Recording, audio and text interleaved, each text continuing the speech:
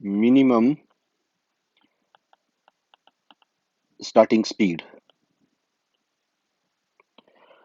Now, as a pump is started, it does not deliver water until enough head is developed to raise the water to the desired height.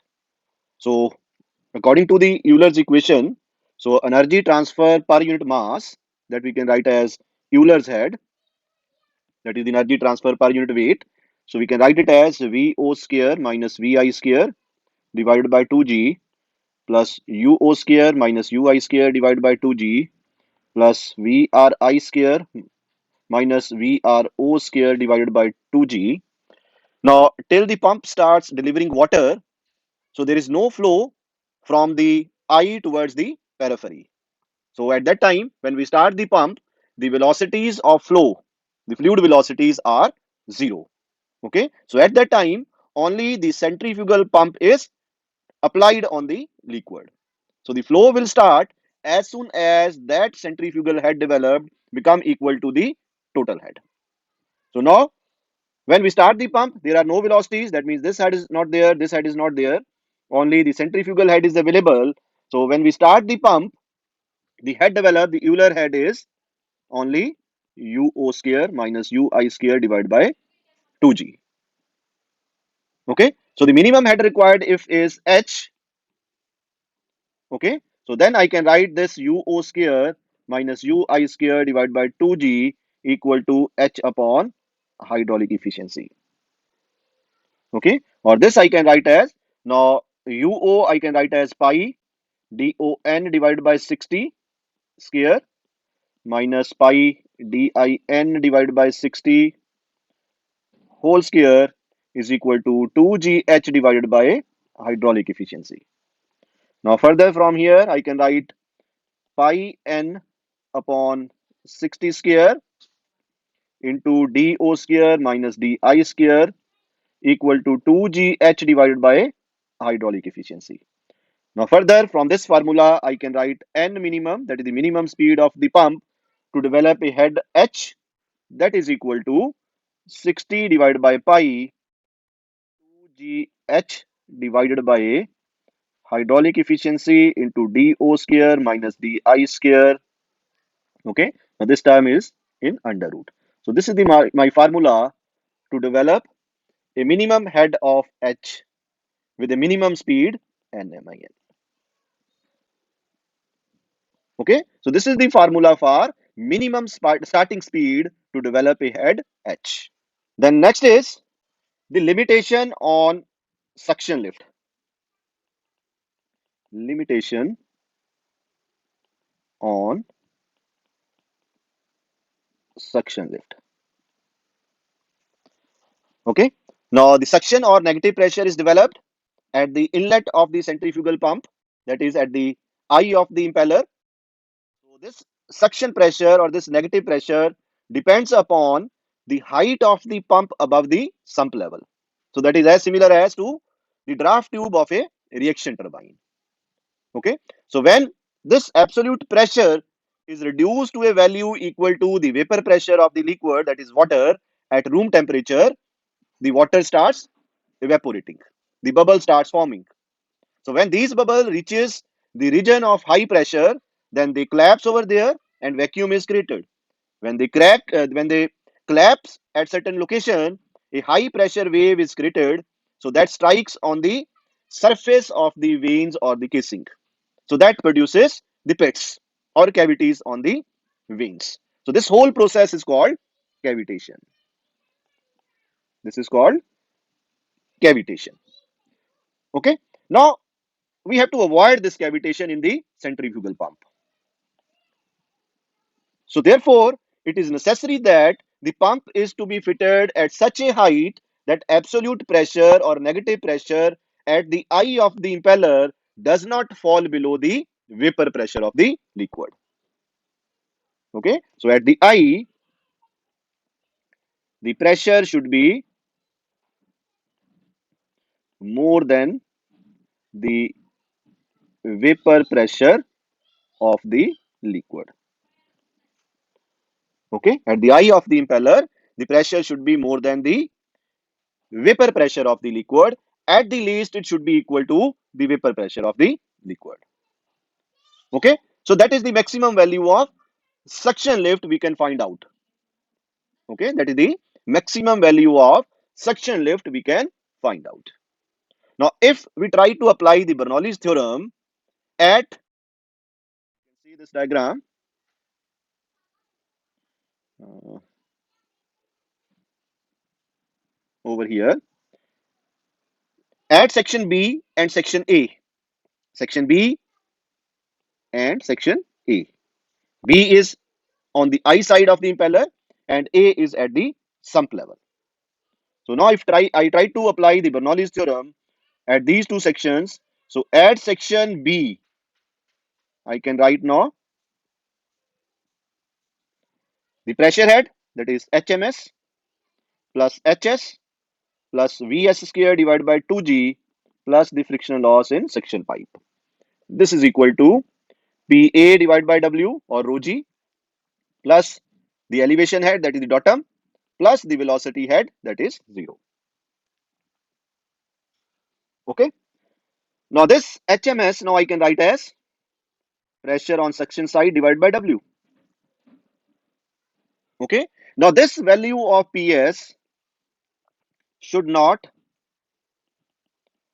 fall below the vapor pressure of water, that is PV.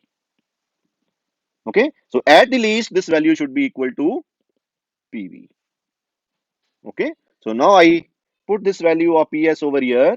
So I can write PV divided by W plus HS plus Vs square divided by 2G plus HFS equal to PA divided by rho G. So from here I can find out now HS, that is equal to PA divided by rho G or W minus PV divided by rho G plus Vs square divided by 2G and minus, sorry, these two signs are minus, this is minus and minus HFS.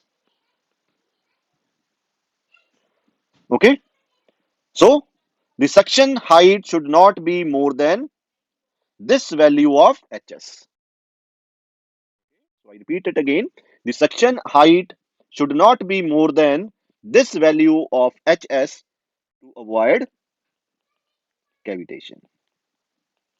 Okay, at this value of HS or below this or more than this value of HS, there is a problem of cavitation in the centrifugal pump. Okay, so this is the maximum value of HS to avoid cavitation. So that puts the limitation on suction lift, that is the suction head. Okay, so this is how we can decide the suction lift. Okay, or the suction head, you can say. Net positive suction head, that is NPSH. So the net positive suction head is defined as the value of velocity head, okay, plus the pressure head at the center line of the pump inlet above the vapor pressure head of the liquid. Okay, so NPSH is the value of velocity head plus pressure head above the vapor pressure head of the liquid. Okay, so now I can write this as NPSH, that is equal to Vs square divided by 2G plus PS divided by rho G minus PV divided by rho G.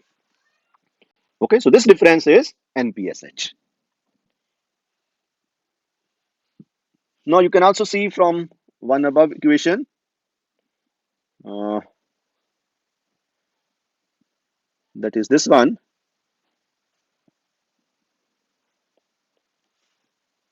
Okay, so from this equation I can write PS by W, that is rho G, okay, equal to PA by W minus Hs minus Vs square divided by 2G minus HFS.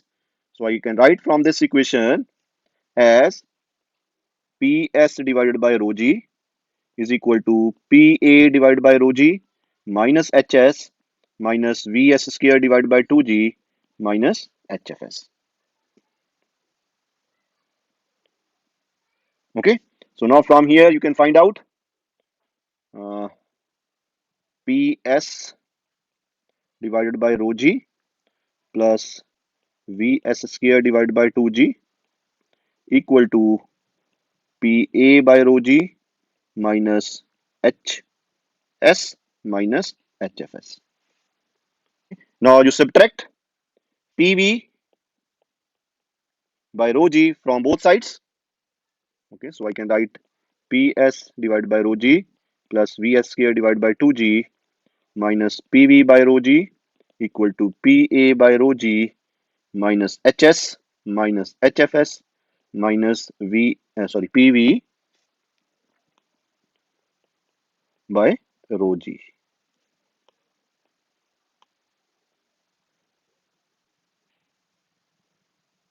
Okay, so this term is my NPSH.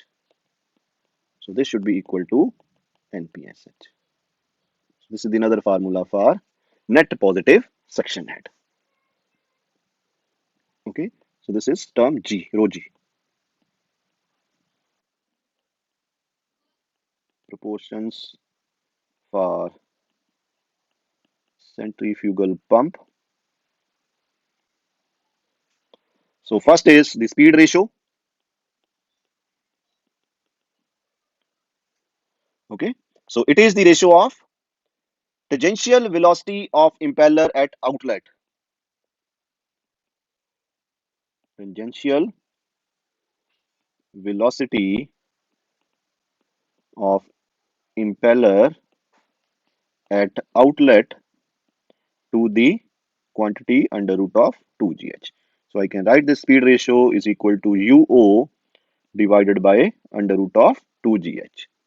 So this is the speed ratio for centrifugal pump and its value lies between 0.95 to 1.30. Okay. Then the next term is flow ratio.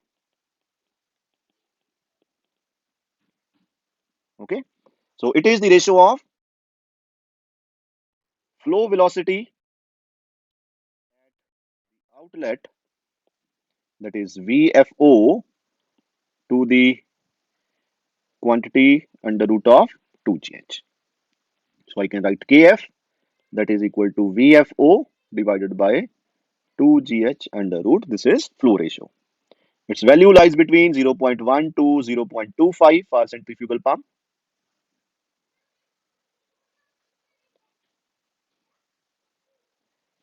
Another is the pressure coefficient,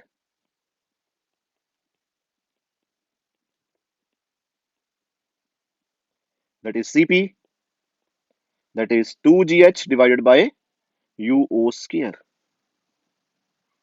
Okay, this is also equal to 1 divided by Ku square. That is another coefficient.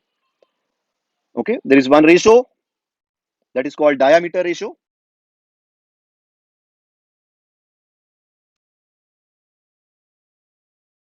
That is DO divided by DI.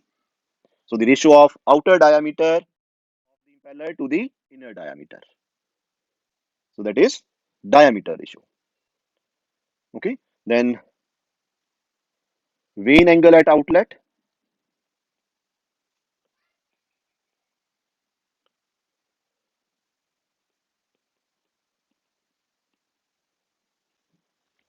Okay, so the best for best efficiency, the value of outlet vane angle, that is beta O. So it is from 20° to 30°. And on our average, you can say this value is 25 degrees. Okay, and then the number of vanes. Normally in a centrifugal pump, the number of vanes should lies between 6 to 8. The numbers are 6 to 8. So these are some important proportions for centrifugal pump.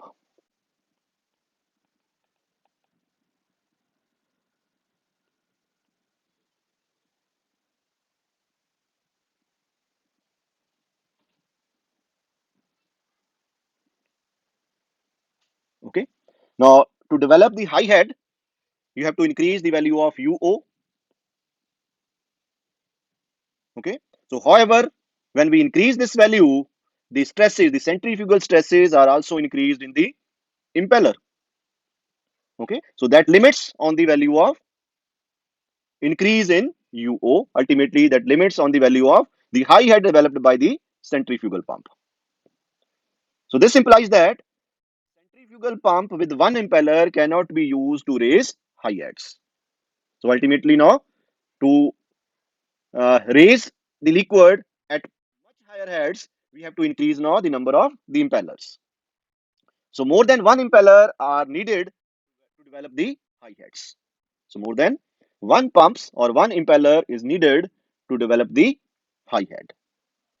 So the discharge of one pump, now what we can do, the discharge of one pump is delivered to the next for further increase in the head. So that means the discharge of one impeller or one pump, when we supply that to the another pump, so before that, or you can say in between these two pumps or the impellers, we have to properly guide that water to the inlet of the next one. Okay. So to guide that water in between, we use a row of guide vanes. Okay. So we have two different impellers. In between these two impellers, there is a one row of guide blades. Okay. And that whole system we enclose in a casing, and that becomes a multi-stage pump. Okay. So that becomes a multi-stage pump. So when water enters to the one impeller, there is increase in kinetic energy as well as the pressure energy of the water. After that, that high energy water goes to the guide vanes. So in the guide vanes, the kinetic energy is reduced, and that is converted into further enhancement of the pressure energy.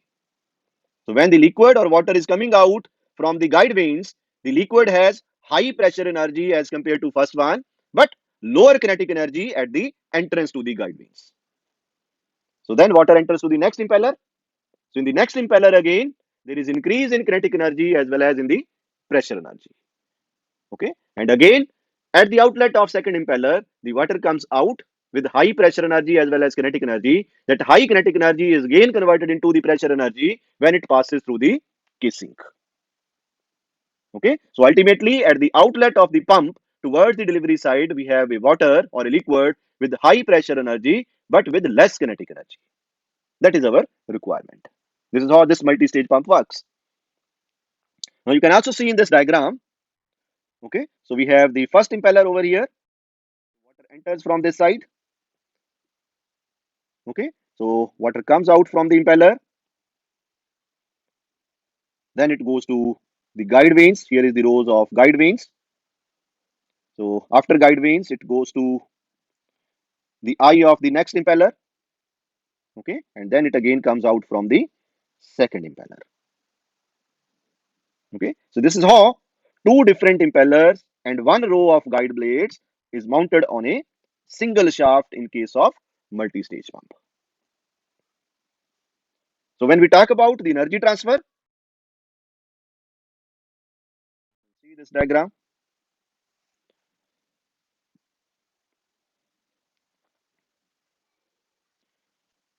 So in this diagram, I have first impeller. Okay. So this is my x-axis. So this is my first impeller, then the guide blades, then second impeller, and then casing or maybe another row of guide vanes. So when water enters to the impeller, first impeller, you can see here, when water enters to the impeller, its pressure energy increases. Okay, that means its pressure head increases as well as kinetic energy or kinetic head increases.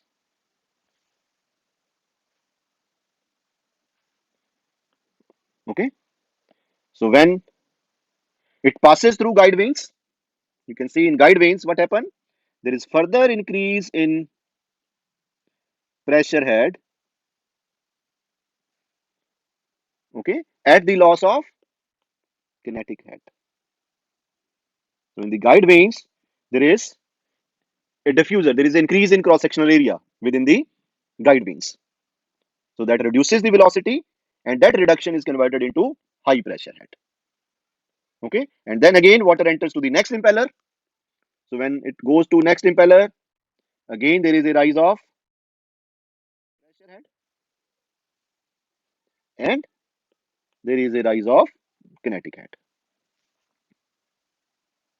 Okay, then water goes to the another row of guide vanes or a casing. Again there increase in pressure head, and there is a reduction in kinetic head. Okay, now you can see what happens at the outlet. So at the outlet, we have water with some velocity VO and having pressure head this much. Some velocity VO, and there is high head in the water, high pressure energy per unit weight in the water. Okay, so you can see also in the diagram, this is my HI, the head rise in the impeller. This is HG, the head rise in the guide vanes.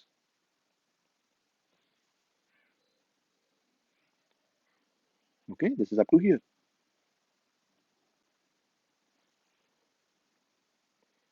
Okay, so this is my one stage. This is my one stage, and this is my head generated in one stage. Then in second stage, this is my HI, head increase in the impeller from here. Okay, and in the guide blades up to here. Okay, so this is my another HT, head gain in second stage. So here the total head gain is 2 times HT. So this is my multi-stage pump. So in case of multi-stage pump, now you can write the total head gain,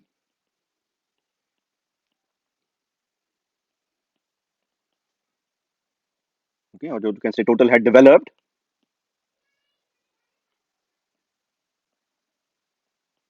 that is equal to N times HI plus HG. So N is the number of stages, okay, or the number of impellers,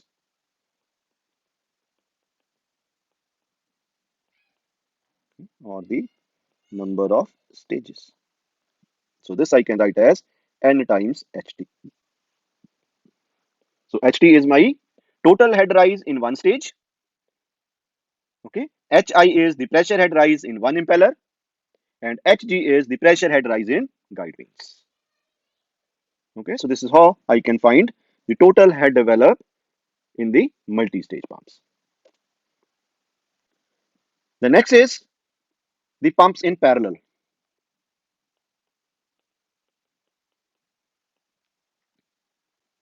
Now this type of arrangement we need when we need at the outlet high discharge. Instead of high head, when at the outlet we need high value of Q, so this type of arrangement is used. So this is called the parallel arrangement of pumps. Okay, so in this case, each pump lifts water from the common sump and discharges into the common delivery pipe.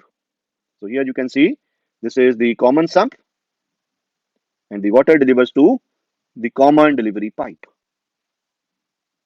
Okay, so here the total discharge is given by the sum of the discharges of individual pump.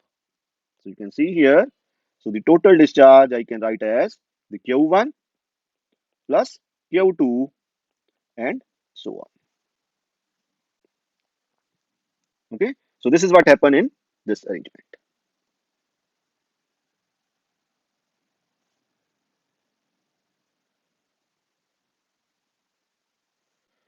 Okay, The next is the specific speed of a pump.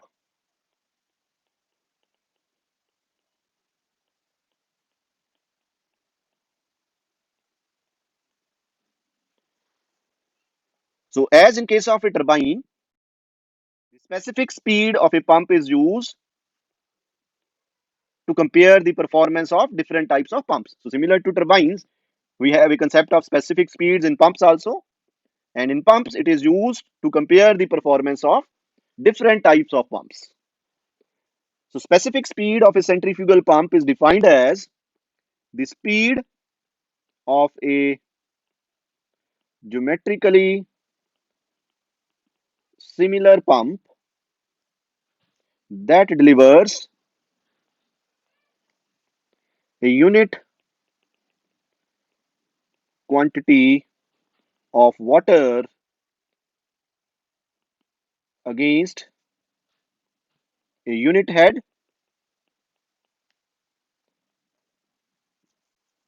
against a unit head, okay, under corresponding conditions of working, that are the similar conditions of working. Okay, so here we have the unit quantity, the unit discharge against the unit head. So that is the specific speed of a pump. So now I am going to derive this formula for the specific speed of a pump. So now I have U equal to pi d n divided by 60. So from here I can write n 60 u divided by pi d. So I can say now the n is proportional to u upon d. Okay, so n is proportional to u upon d. Now I have another formula for discharge, that is k times pi dB into Vf. So I can write discharge is proportional to dB into Vf. So further n is equal to B upon D, this ratio. Okay, so I can write B is proportional to D over here. So again I can write as Q is proportional to D square into Vf. Okay, so from here I can write D is proportional to Q upon Vf under root. Okay, now further I have flow ratio, that is Vf divided by under root of 2gh. So I can write Q again, sorry, D again, D is proportional to Q upon Kf under root of 2gh. So this is further in under root. Okay, so this I can write as D is proportional to Q. So when I solve this, it becomes Q divided by h raised to power 1 by 2 within the under root.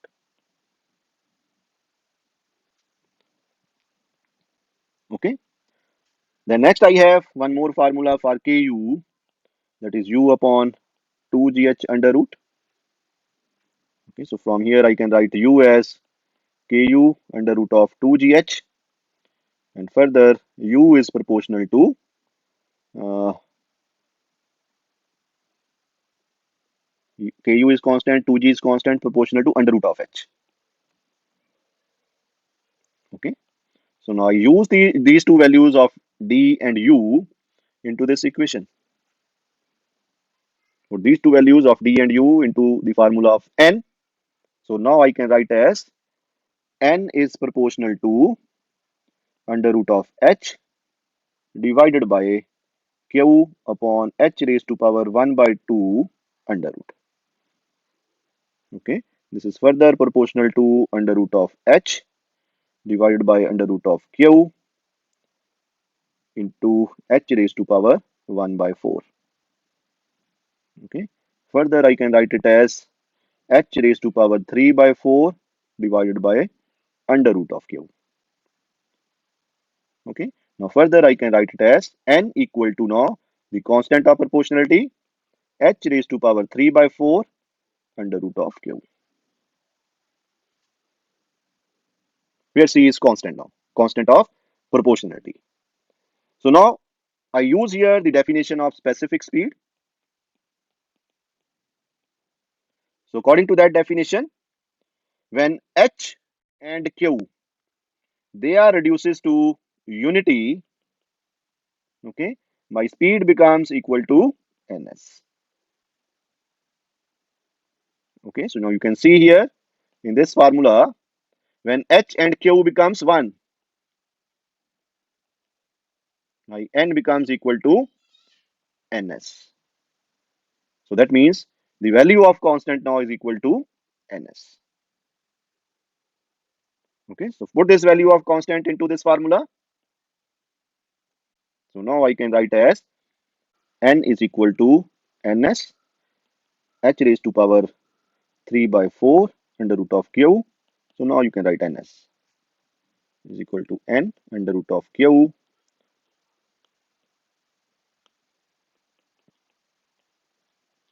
h raised to power 3 by 4. So this is the formula for specific speed of a pump.